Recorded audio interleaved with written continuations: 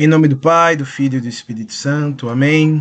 Ave Maria, cheia de graça, o Senhor é convosco. Bendita sois vós entre as mulheres, bendito é o fruto do vosso ventre, Jesus. Santa Maria, Mãe de Deus, rogai por nós, pecadores, agora e na hora de nossa morte. Amém. Olá, pessoal. Sou o professor Felipe Abreu e hoje eu vou iniciar uma nova série aqui no canal, que é uma nova proposta, na verdade. Eu irei pegar livros que eu nunca li e irei ler aqui enquanto gravo a mim mesmo lendo e analisando, comentando o livro para nós, né? Para a gente ter essa experiência juntos, né? E o livro que eu escolhi para iniciar essa empreitada é Como a Igreja Católica Construiu a Civilização Ocidental. Thomas Woods Jr., historiador católico.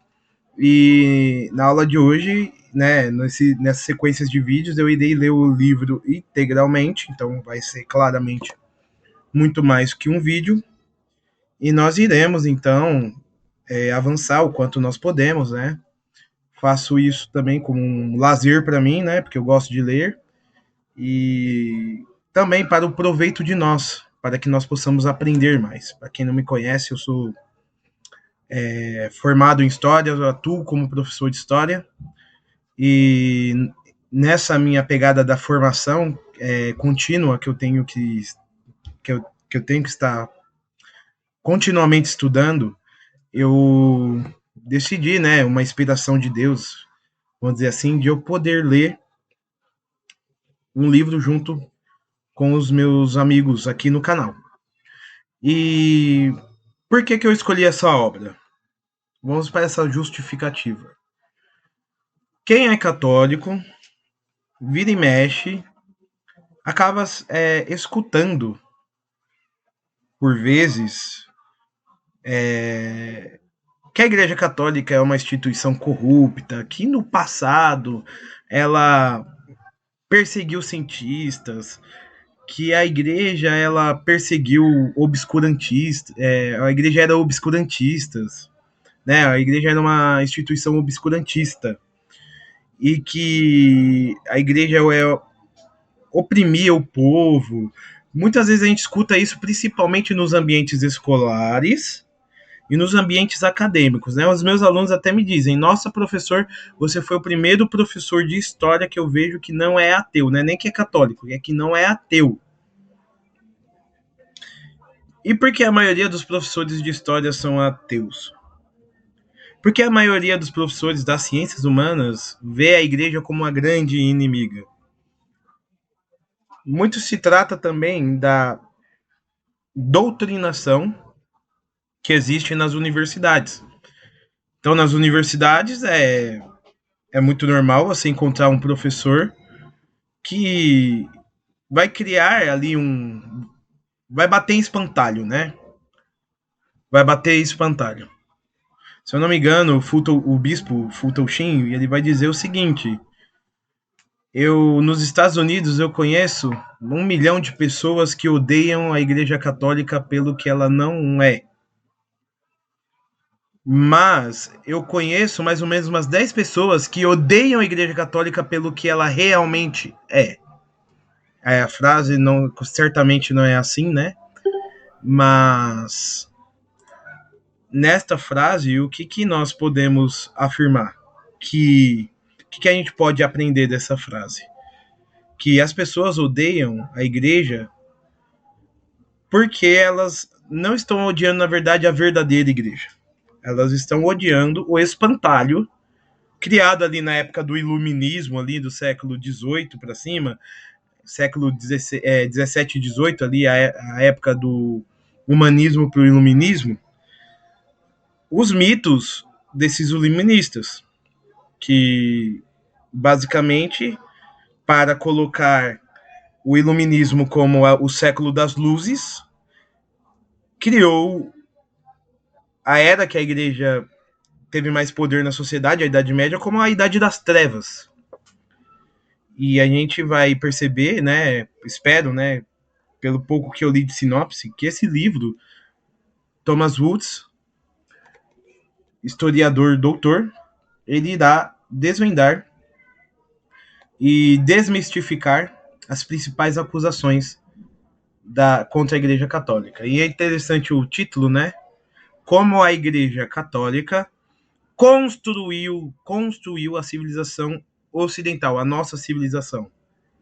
Quando a gente fala civilização ocidental, nós estamos falando de Europa e também estamos falando de América, porque o nosso continente foi colônia, foi território europeu por muito tempo, certo? No sentido de que nós fomos colonizados por estes, e esses trouxeram os fundamentos da civilização aqui para o nosso continente americano. Então, eu desejo para vocês uma boa leitura. A minha edição é a edição da editora Quadrante, Thomas Woods, como a Igreja Católica construiu a civilização ocidental. Deixa eu aqui pegar a minha água e a gente continua o nosso livro. Então vamos lá, gente. Sem mais delongas, vamos para a leitura. Se eu sentir que eu tenho que parar a leitura para comentar, assim eu farei, ok? Capítulo 1. A Igreja Indispensável. Philip Jenkins, renomado professor de História e Estudos Religiosos da Pennsylvania State University, chamou ao anticatolicismo, abre aspas, o último preconceito aceitável nos Estados Unidos, fecha aspas. Aqui o livro já começa com uma pedrada, né? O último preconceito aceitável, ou seja, você não pode ter preconceito de raça, de cor, não pode ter preconceito, entre aspas, de gênero, pode, mas o único preconceito que pode é o preconceito contra a Igreja Católica. Então a gente já começa nesse nível, né? Continuando a leitura. É difícil contestar esse juízo. Nos nossos meios de comunicação e na nossa cultura popular, pouca coisa é inadmissível quando se trata de ridicularizar ou de satirizar a igreja.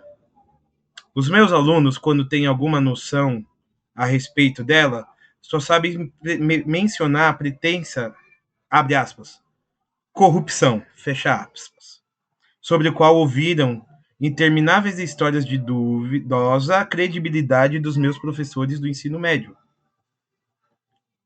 Quem aqui nunca, né, ouviu de um professor sobre a grande corrupção que a Igreja Católica fez, a perseguição, a queima a caça às bruxas, né? Quantas vezes a gente já foi indagado, né, por ser católico e a sua igreja, o passado dela é podre. Quantas vezes a gente ouviu isso?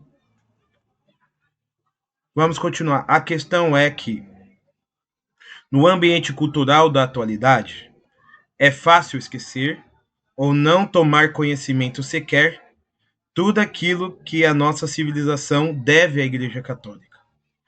Muitos reconhecem que ela influenciou, sem dúvida, a música, a arte e a arquitetura, mas não vão além disso. Para o nosso estudante do ensino médio, a história do catolicismo pode ser resumida em 3 palavras: ignorância, repressão e estagnação. Ninguém fez o menor esforço por mostrar-lhe que a civilização ocidental deve à Igreja o sistema universitário, as ciências, os hospitais e a previdência. O direito internacional, inúmeros princípios básicos do sistema jurídico, etc. e etc. O propósito deste livro é precisamente mostrar essas influências decisivas e mostrar que devemos muito mais à Igreja Católica do que a maior parte das pessoas, incluindo os católicos, costumam imaginar. Porque, para sermos exatos, foi ela que construiu a civilização ocidental. Então, a tese central do livro é: a Igreja Católica construiu a civilização ocidental. E ele já dá algumas pistas, evidências disso, né? Muitos dos que criticam a Igreja, e é muito mesmo até os católicos, né? Que muitas vezes tem vergonha de ser católico porque, eu sou católico, mas eu não concordo com algumas coisas da Igreja, ou seja, é um católico que já fica na defensiva, ou seja, é um católico que ajuda os inimigos da Igreja a atacar a Igreja também. E muitos católicos não sabem que foi a Igreja Católica que criou as universidades na Europa. E dessas universidades que a Igreja criou, é da onde hoje partem os principais ataques contra a Igreja. Então, em uma universidade que é uma instituição de natureza católica, criada pela Igreja Católica, lá no século XII e XIII, para uma evolução das escolas catedráticas, né? Então, a Igreja Católica cria as universidades para ser o lugar de promoção do saber. Mas hoje, o saber promovido na universidade é anticatólico, ou seja, é o famoso cuspir no prato que se come, né? Que cuspiu no prato que se comeu. A Igreja Católica mantém, inclusive, diversas universidades católicas essas que, por exemplo, atacam a Igreja. Eu estudei numa universidade católica e lá muitos professores atacavam a instituição que mantinha eles, certo? Então, hoje a gente tem essa hipocrisia por parte do pessoal que ataca a Igreja Católica em instituições católicas ou que não faculdades laicas ou faculdades públicas que não tem a ver com a Igreja Católica, mas que se não fosse a Igreja Católica lá no passado, essas pessoas não teriam universidade para atacar a Igreja Católica hoje, né?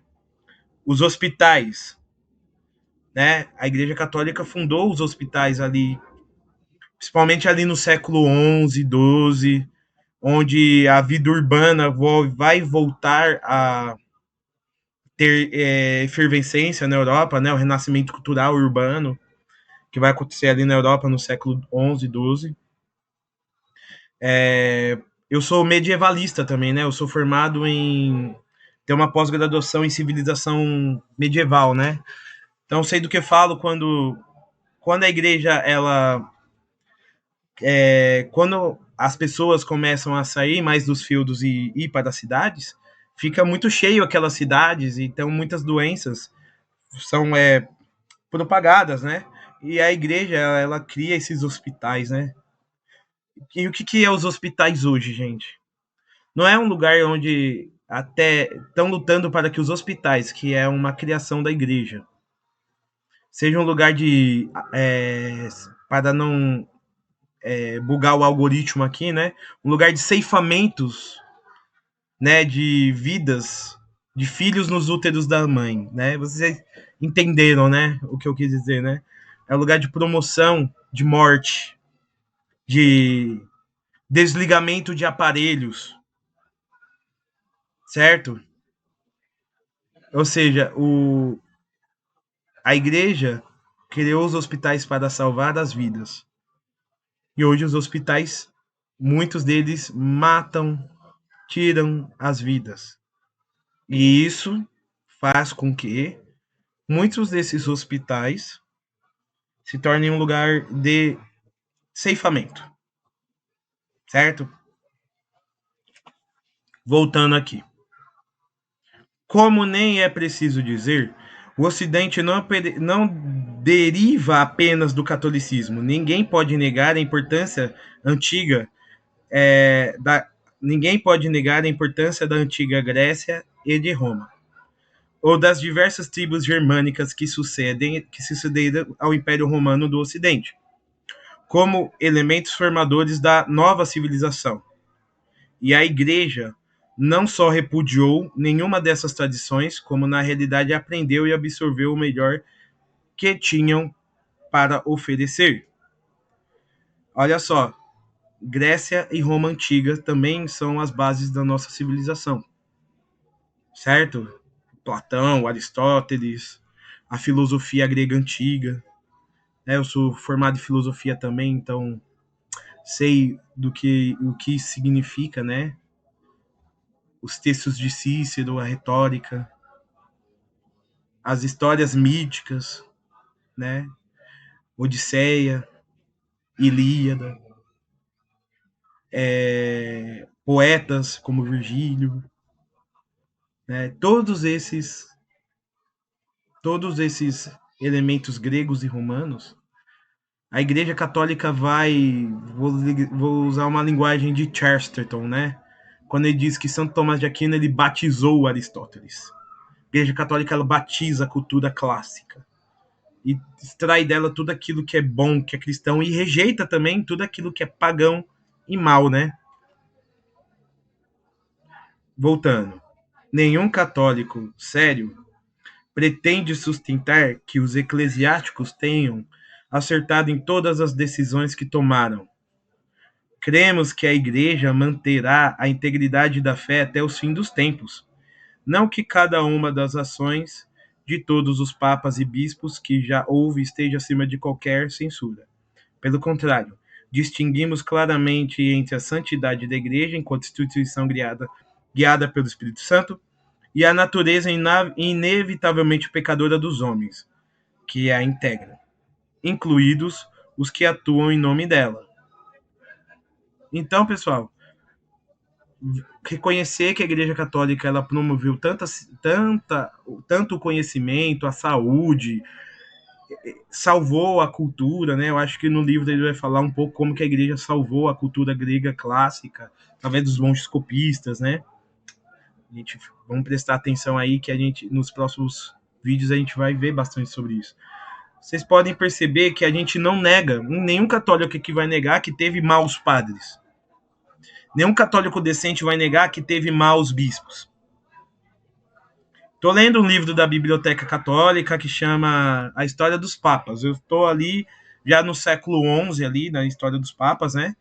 E a gente vê muito problema de simonia, pessoa que comprava cargo eclesiástico, né? Imagina você comprar um cargo de padre pagando 50 mil no Pix, você vira padre. Com 100 mil, você vira bispo. Com 1,5 milhão, você vira papa. Era assim que funcionava, né? É uma vergonha, é uma lástima, a gente não vai dizer. Mas entre os discípulos de Cristo, os apóstolos, os 12, um o traiu. Se até Cristo teve um traidor que traiu o próprio Cristo, quanto mais os sucessores dos apóstolos. Então, se Judas, que viveu com Cristo, viu a Cristo, estava com Cristo, traiu a Cristo, imagina então aqueles que não guardam a fé.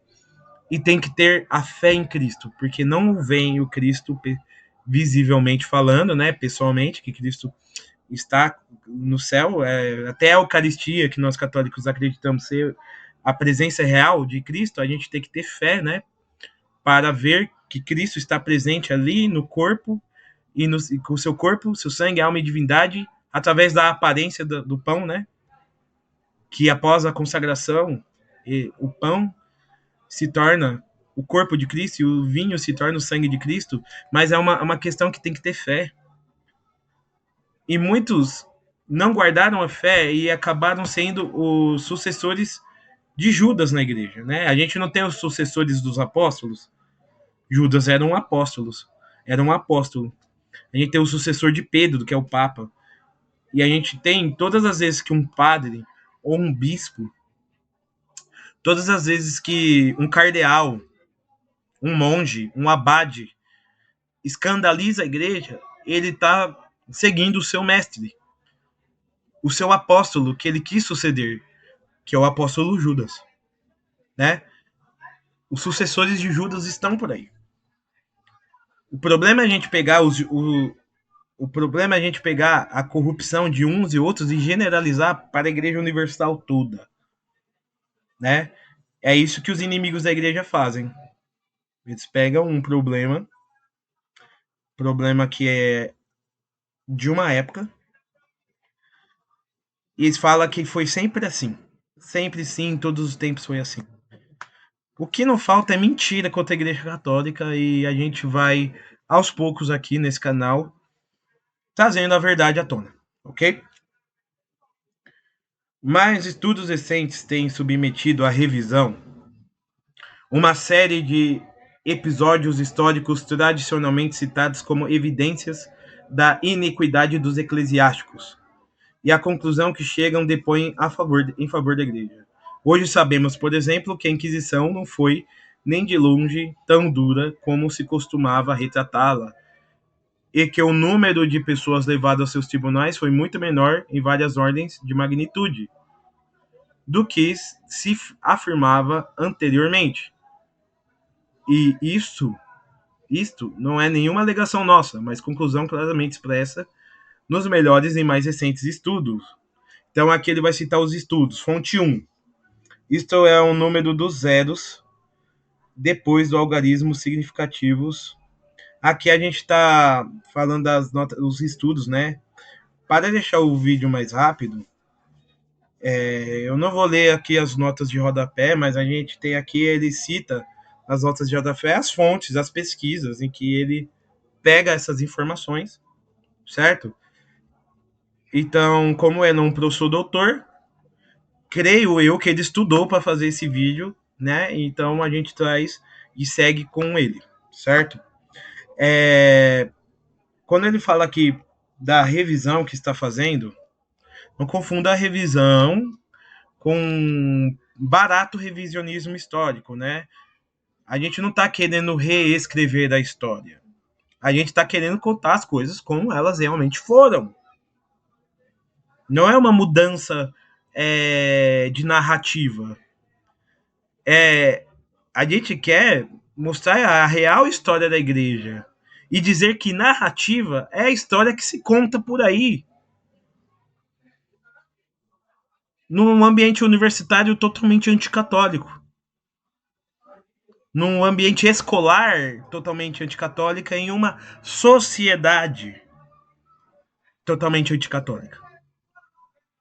Então, por exemplo, a pessoa fala, e a Inquisição, hein? E a Inquisição? A Inquisição, o que você quer saber, meu irmão? Matou milhões de pessoas. Eu já vi gente falando, na Inquisição, só na Inquisição da Espanha, mataram 20 milhões de pessoas. Eu acho que a Espanha não tinha 20 milhões de pessoas, então a Inquisição matou toda a população da Espanha. Gente, isso porque eu já li 3 livros sobre Inquisição. Se vocês quiserem, bota aí no comentário, tá? Se vocês querem que eu pegue um livro, tem um livro de Inquisição que eu não li ainda, que eu posso ler aqui junto com vocês, certo? Pois bem, a Inquisição não matou tanta gente assim, e é uma história muito mal contada, certo? Colocam como um massacre, né? Um massacre que a igreja fez, mas foi nada disso, assim, nada disso. Então, se o livro aprofundar, eu aprofundo. Se o livro não aprofundar, eu deixo para falar da Inquisição em um outro momento, em uma nova série do canal, né? Voltando à leitura do Thomas Woods. De qualquer modo, com exceção dos estudiosos da Europa medieval, a maioria das pessoas acredita que os 1000 anos anteriores à Renascença foram um período de ignorância e de repressão intelectual, em que não havia um debate vigoroso de ideias, nem um intercâmbio intelectual criativo, em que se exigia implacavelmente uma estrita submissão aos dogmas. Ainda hoje, continua a haver autores que repetem essas afirmações. Numa das minhas pesquisas, deparei com o livro de Christopher Knight. Gente, eu não sei falar inglês, né? Então, se minha pronúncia estiver errado, desculpa, tá? Christopher Knight e Robert Lomas, intitulado de Second Messias. Second Messiah, o segundo Messias em português, em que se traça um quadro da Idade Média que não poderia estar mais longe da realidade, mas que o público em geral engole sem hesitar por força do preconceito e da ignorância reinantes. Podemos ali, por exemplo, abre aspas para o autor que ele vai falar, que vai falar da Idade Média. O estabelecimento da era cristã romanizada marcou o começo da Idade das Trevas. Esse período da história ocidental em que se apagaram todas as luzes do conhecimento e a superstição substituiu o saber. Esse período durou até que o poder da Igreja Católica foi minado pela Reforma. A Reforma, acho que aqui está falando da Reforma Protestante, né? Fecha aspas. Gente, respirando fundo, bebendo uma água, que eu não li esse livro, estou lendo agora com vocês. Então, a indignação, porque ele fala assim, a não ser os autores que são medievalistas, que estudam a Idade Média, como eu, todos os outros autores que não aprofundam na Idade Média, mas vão palpitar sobre a Idade Média, fala que a Idade Média foi a Idade das Trevas, que não teve nenhuma luz, nenhum saber. E ele diz, ele coloca aqui a fonte de acadêmicos, pessoas que são professores, doutores, que falam uma mentira dessa. Colocar a Idade Média como Idade das Trevas, colocar a Idade Média como uma época que não tinha saber, é algo que me deixa assim. Eu fico com cólica, né? Eu fico com dor de barriga. Gente, como que era a Idade Média? É claro que o livro vai explicar, então eu não vou explicar agora também. Eu vou comentar conforme o livro me propõe. Senão a gente vai chover no molhado, né, gente? Vamos lá.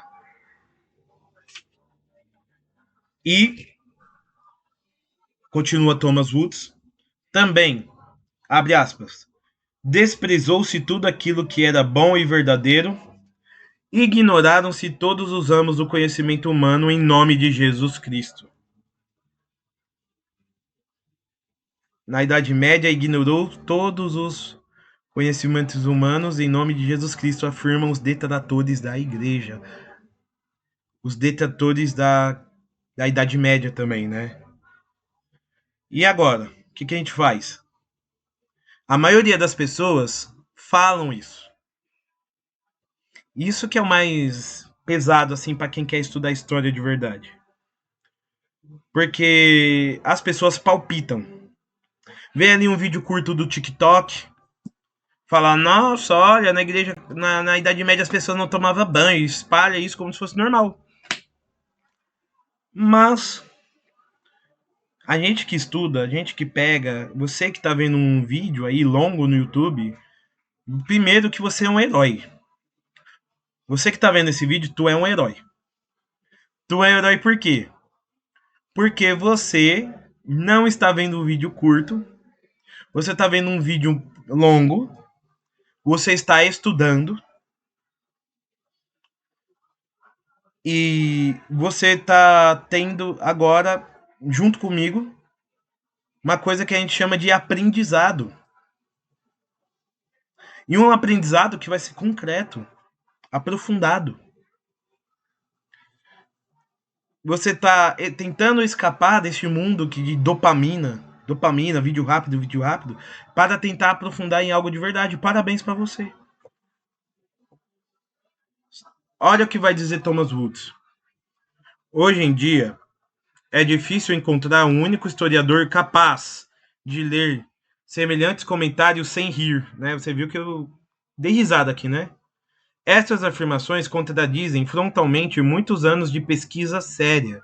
E, no entanto, seus autores, que não são historiadores de profissão, repetem com inteira despreocupação esses velhos e gastos chavões. Deve ser frustrante lecionar história medieval.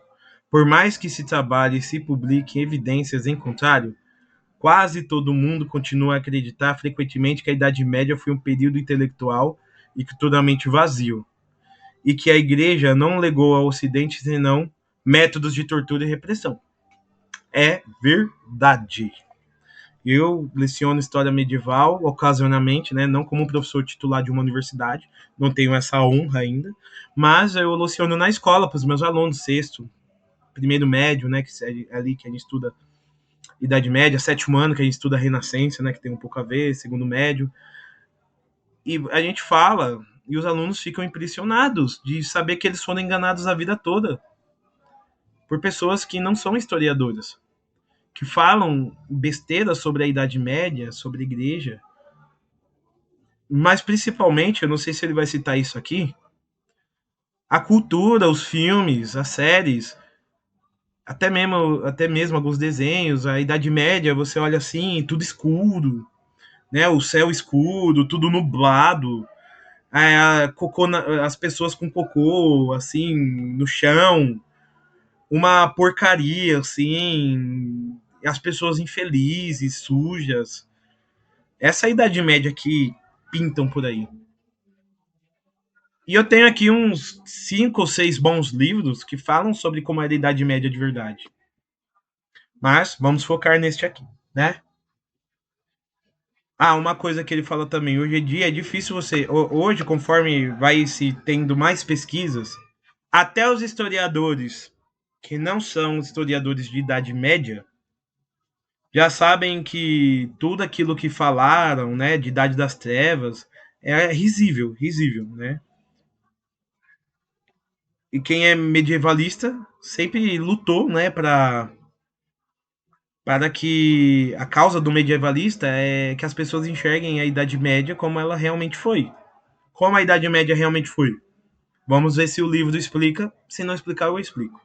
Mas eu tenho certeza que o livro vai explicar, porque deve ser essa proposta do livro falar da igreja, principalmente ali na Idade Média, né?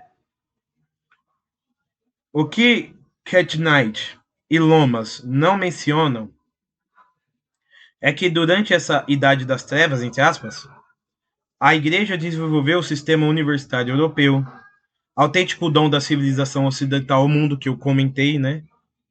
Muitos historiadores se maravilham diante da ampla liberdade e autonomia com que se debatiam as questões naquelas universidades. E foi a exaltação da razão humana e das suas capacidades e do compromisso com o debate rigoroso e racional, a promoção da pesquisa intelectual e do intercâmbio entre os estudantes dessas universidades, patrocinadas pela Igreja, foi isso que forneceu as bases para a revolução científica.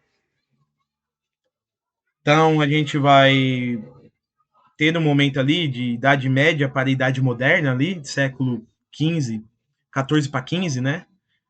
E que tudo que a igreja construiu na Idade Média através das universidades vai ser aquilo que vai ser a base da revolução científica. Como que ensina história na escola? Tava lá a Idade Média, Idade das Trevas, ninguém, todo mundo ignorante. Quem falasse qualquer coisa ao contrário da igreja ia ser torturado no calabouço. Se a mulher abrisse a boca, ela ia ser queimada numa esquina qualquer, né? Hoje tá cheio de conteúdo do TikTok assim, falando essas besteiras.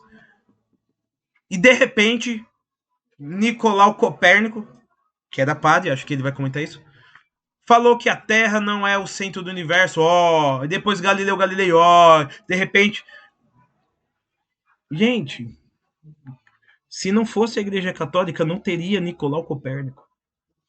Se não fosse a Igreja Católica, Galileu Galilei não teria relevância alguma. No sentido porque não ia ter universidade, não ia ter nenhuma. Eles pegaram essa ciência deles, da onde? Eles inventaram do zero? Não, é uma continuidade que vem da Idade Média. Vamos ler o livro e vamos deixar o livro prove isso, certo? Nos últimos 50 anos, praticamente todos os historiadores da ciência, entre eles Alistair C. Cumbrie, David Lindbergh, Edward Grant, Stanley Jake, Thomas Goldstein e John Helmborn, chegaram à conclusão de que a própria revolução científica se deveu à Igreja, e a contribuição católica para a ciência não se limitou às ideias, incluídas as teológicas, que se tornaram possível o método científico. Muitos dos principais inovadores científicos foram sacerdotes como Nicolau Stern, um luterano converso que se tornou sacerdote católico e é considerado o pai da genealogia, de Athanasius Kircher, pai da egiptologia, ou ainda Rogério de Boscovich,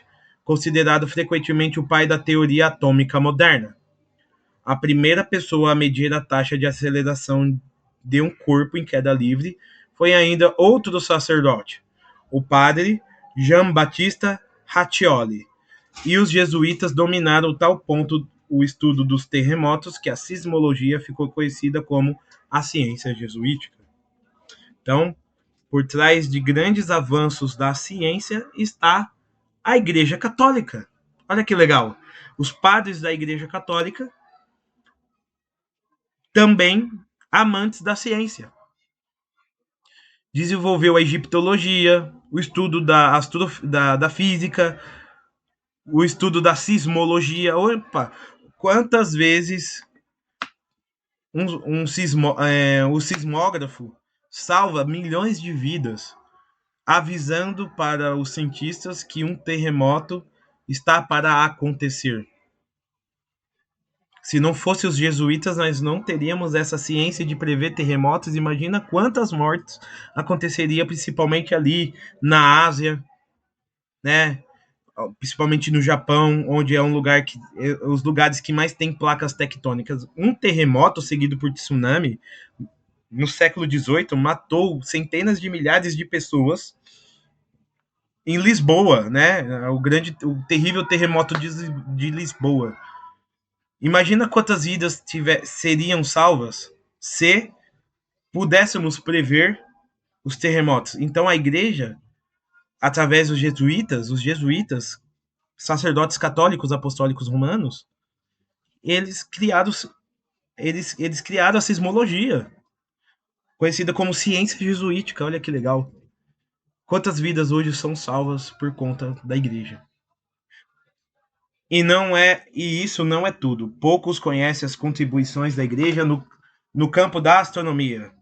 Apesar de 35 crateras na Lua terem sido descobertos por cientistas e matemáticos jesuítas, dos quais receberam o nome John Hebron, da Universidade da Califórnia em Berkeley, comentou que durante mais de 6 séculos, desde a recuperação dos antigos conhecimentos astronômicos durante a Idade Média até o Iluminismo, a Igreja Católica Romana deu mais ajuda financeira e suporte social ao estudo da astronomia do que qualquer outra instituição e provavelmente mais do que todas as outras juntas. Mesmo assim, o verdadeiro papel da Igreja no desenvolvimento da ciência continua a ser até hoje um dos temas mais completamente silenciados pela historiografia moderna. A Igreja foi a instituição que mais investiu em ciência. O estudo da astronomia, a Igreja investiu com recursos financeiros e com mentes, né? Os seus sacerdotes com mentes, as universidades da Igreja criando gênios que vão desenvolver a doutrina científica. E quem é que fala disso? Ninguém. Ninguém fala disso. Não é conveniente para a narrativa anticatólica que a Igreja Católica seja reconhecida não por aquilo que a gente quer, né? A gente quer é católico, quer glorificar a igreja, mas não é uma questão religiosa, é uma questão de mérito. A igreja tem mérito no avanço da ciência, ora. E hoje isso é silenciado. Historiografia moderna diz que a ciência se evoluiu sozinha e que a igreja perseguia cientistas. Mas ninguém diz que a igreja, ela promoveu a ciência, não de maneira, vamos lá, eu apoio vocês, não. Ela investiu recursos imensos. Embora a importância da tradição monástica seja reconhecida em maior ou menor grau nos livros de história, Todo o mundo sabe que, no rescaldo da queda de Roma, os monges preservaram a herança literária do mundo antigo, para não dizer a própria capacidade de ler e escrever. O leitor descobrirá nesta obra que a sua contribuição foi, na realidade, muito maior. Praticamente não há, ao longo da Idade Média, nenhum empreendimento significativo para o progresso da civilização em que a intervenção dos monges não fosse decisiva. Os monges proporcionaram a toda a Europa uma rede de indústrias modelo, centros de criação de gado, centros de pesquisa, fervor espiritual, a arte de viver, a predisposição para a ação social, ou seja, uma civilização avançada que emergiu das vagas católicas da barbárie circundante. São Bento, o mais importante arquiteto do monacato ocidental, foi sem dúvida alguma o pai da Europa. E os beneditinos, seus filhos, foram os pais da civilização europeia. Então, olha só, eu não vou comentar aqui muito sobre os monges, que eu já vi aqui que o próximo capítulo tem aqui a gente vai falar bastante sobre os monges, mas dizer que, olha só que coisa, durante a Idade Média, a cultura se desenvolveu, o saber se desenvolveu, a ciência se desenvolveu dentro dos monastérios. A agricultura, sistemas de terras trienais, instrumentos agrícolas, como a charrua, né, que ajudaram os camponeses a produzir mais e melhor, salvando muitas vezes a Europa medieval de crises agrícolas e da fome.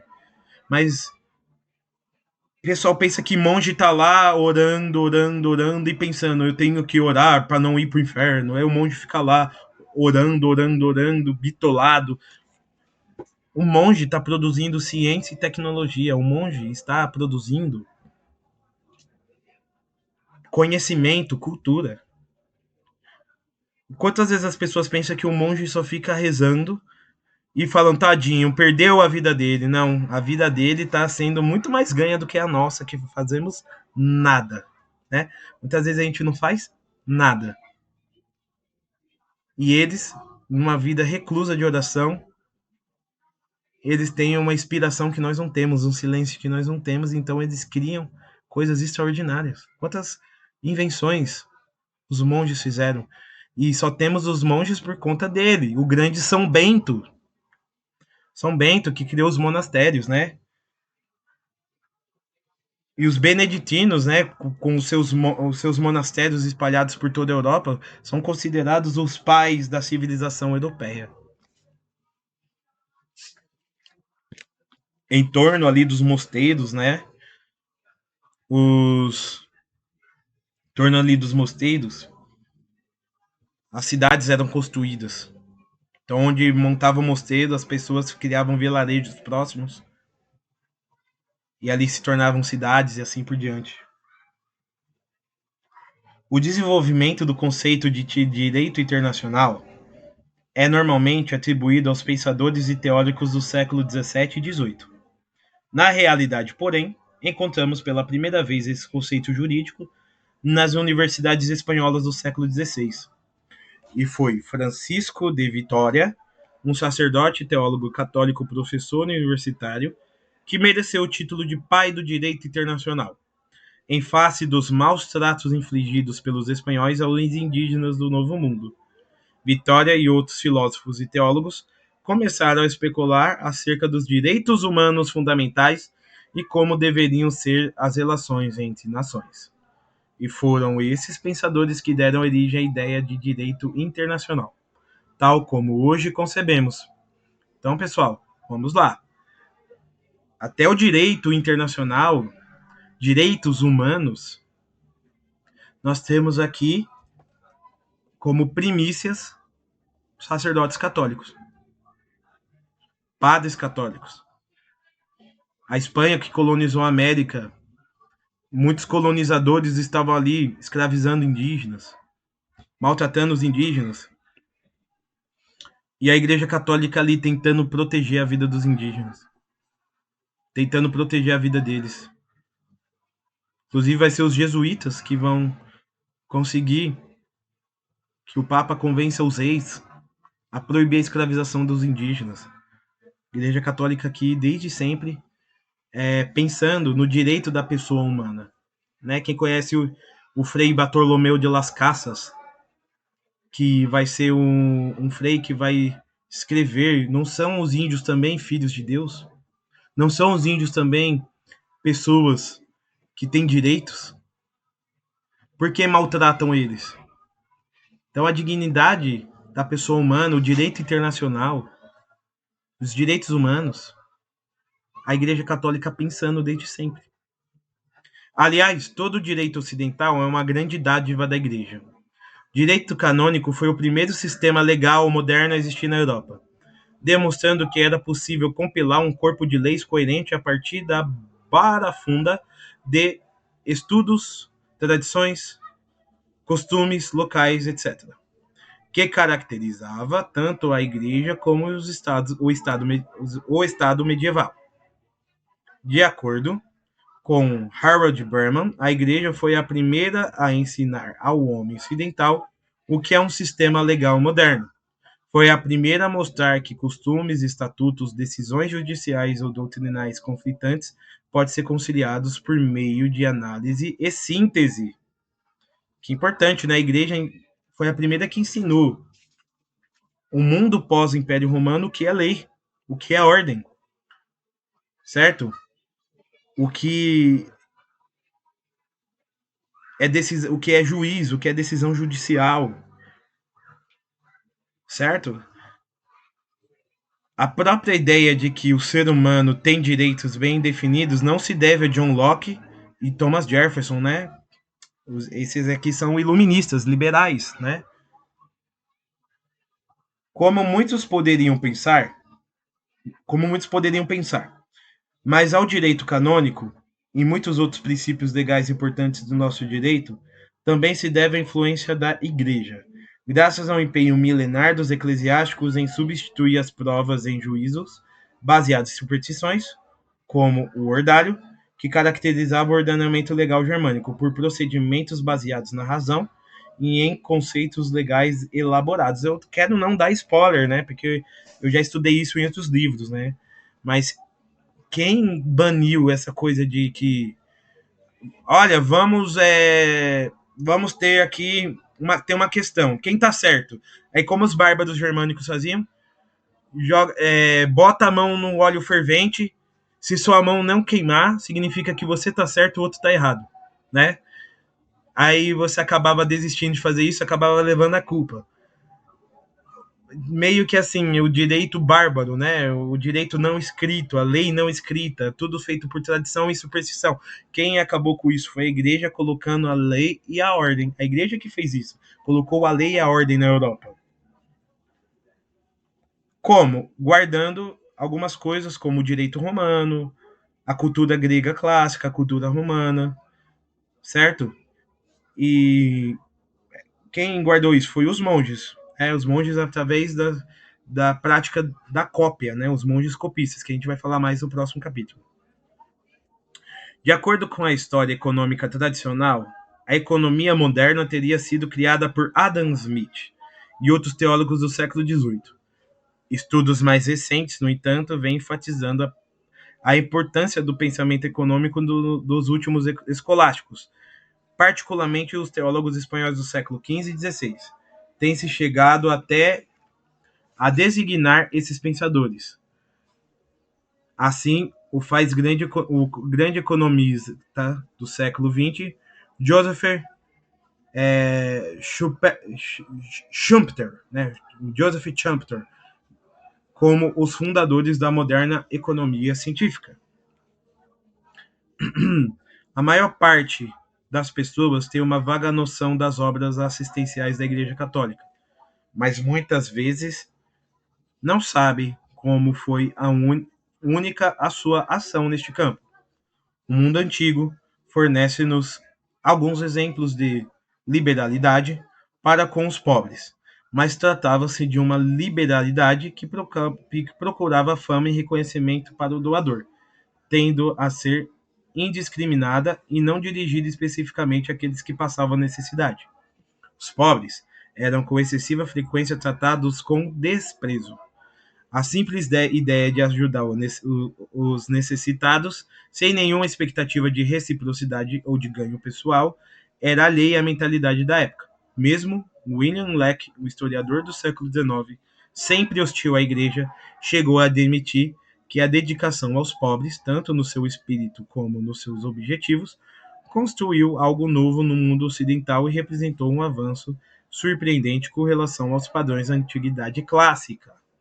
Então, olha que a igreja ela já deu pistas sobre a economia moderna, já no século XV e XVI, e a igreja também trouxe a ideia da ajuda ao mais pobre, que os pagãos só ajudavam pobre, como a gente viu aqui, os romanos e os gregos não cristãos só ajudavam os mais humildes se aquilo fosse uma obra que todo mundo iria ver. Ou seja, sendo bem anacrônico, né? É como se tivesse uma câmera para filmar, olha, eu estou alimentando o pobre, todo mundo, olha como que você é bonzinho. Foi a igreja que trouxe essa questão de você ajudar o pobre sem esperar ter nada em troca. A caridade cristã. Caridade cristã que está presente na alma do cristão e nas sociedades cristãs. Onde que é inadmissível, em um país que é cristão, pessoas passando fome. Pessoas que não têm o que comer. Pergunto para vocês, será que o nosso mundo de hoje é cristão? Será que o nosso mundo de hoje é católico? Quantas pessoas passam fome? Quantas pessoas não têm o que vestir? Quantas pessoas não têm o que comer? Agora eu faço uma outra pergunta. Onde hoje essas pessoas podem encontrar o que comer, o que vestir e até mesmo ajuda financeira, promoção de emprego? É na Igreja Católica. E fazemos isso sem ficar fotografando, fazemos isso sem que tenha uma necessidade de aprovação ou não. Fazemos isso porque Cristo nos ordenou. E a igreja, da sua história, sempre foi assim. E podemos provar. O pobre nunca foi desamparado na história da igreja.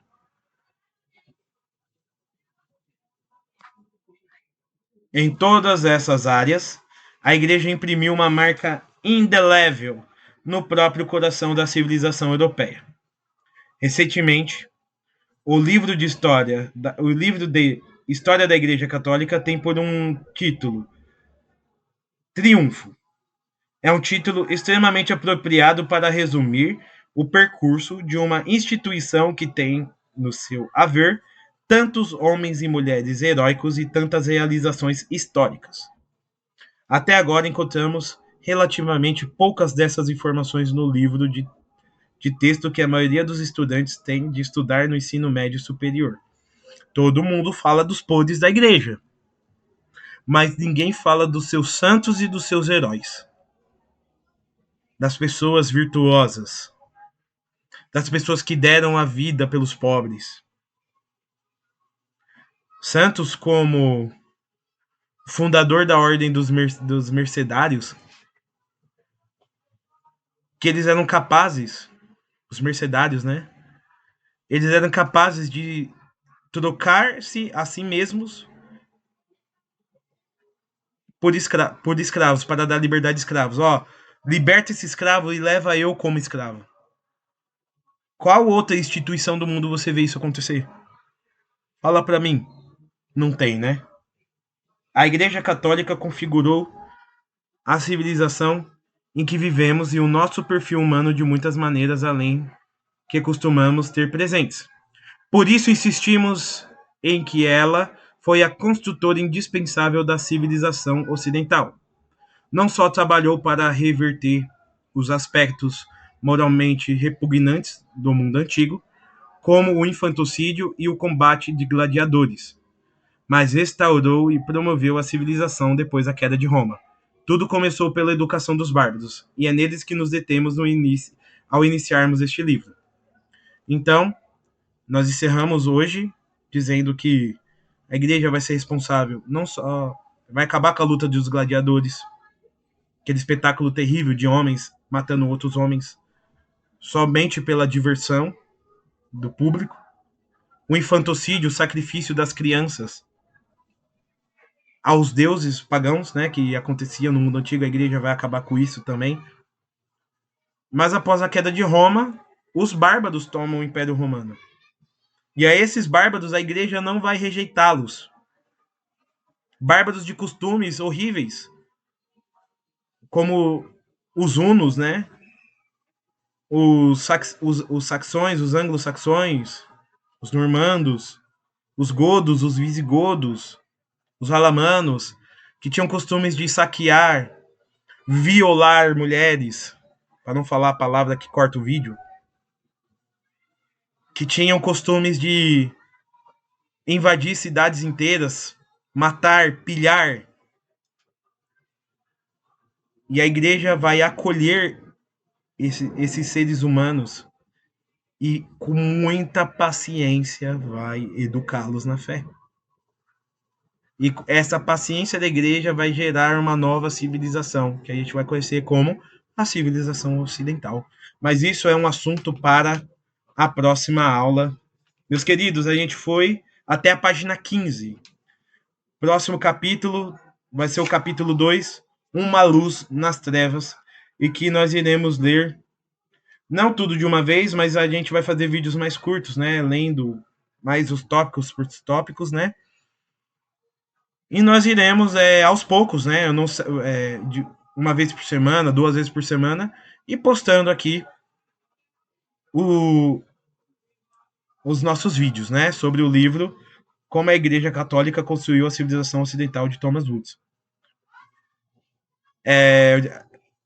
Recomendo que vocês adquiram um livro, né? Para você ir acompanhando junto comigo. Peguem aqui da editora Quadrante, né? Que é uma edição muito boa, moderna, atualizada, boa tradução. E considere deixar um Pix para mim, para minha família, né? Tô aqui no domingo de tarde fazendo esse vídeo aqui para vocês. E sabemos que isso aqui, de certa forma, é um apostolado de vida intelectual, um apostolado de livros. E o tempo que eu estou dedicando aqui é um tempo que eu não tenho como monetizar, porque eu não tenho no YouTube meios para monetizar, né? Porque eu não tenho inscritos o suficiente, quem sabe no futuro, se for a vontade de Deus, esse canal crescer. Mas se você quiser deixar um Pix de qualquer valor, vai estar aqui na descrição. Vai ser um e-mail da minha esposa chama-se Aparecida, né? E todo o dinheiro que cair lá, nós iremos reverter aqui para os custos, né, dos livros, os custos nossos pessoais, né, e que não se veja obrigado a fazer isso, mas se quiser ajudar uma família, um pai com uma esposa, 2 filhos, que seu coração generoso quiser contribuir, contribua.